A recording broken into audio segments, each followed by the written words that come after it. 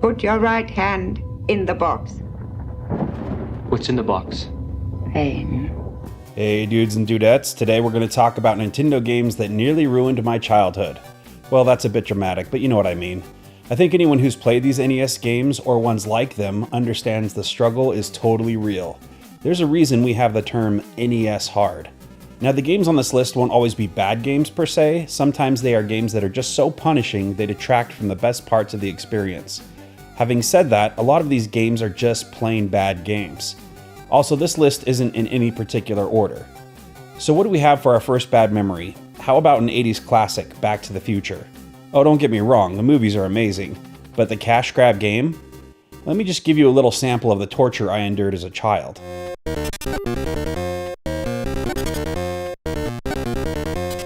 Are you annoyed yet? Yeah, this thing is on a loop for the majority of the game. I'm not kidding.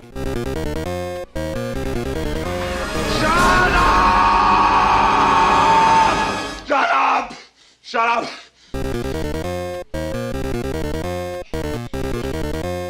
Besides the ear-stabbing music, this game just sucks.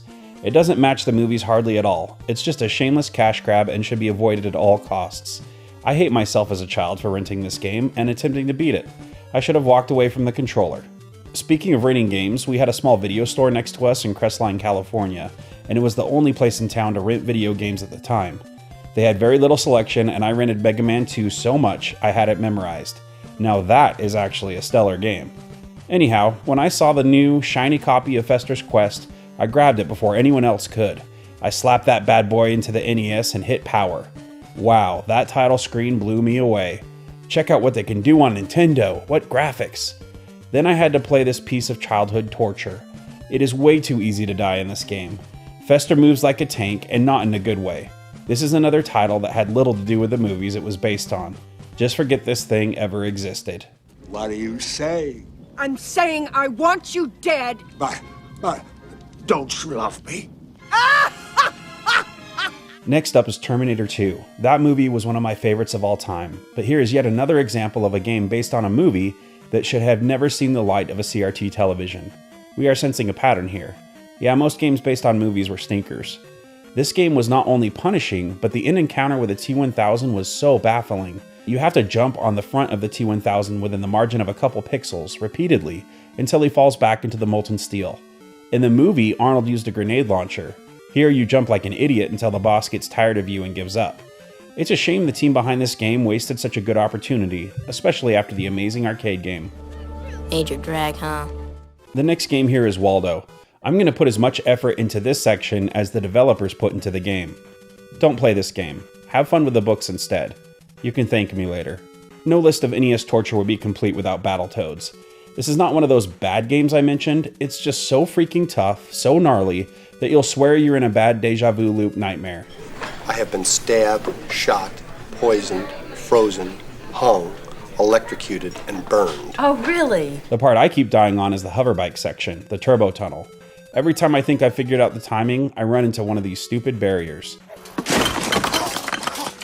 If you like this game and are one of those people who brags to others about how you beat it and it's not as hard as people say, then good for you. You are the wizard.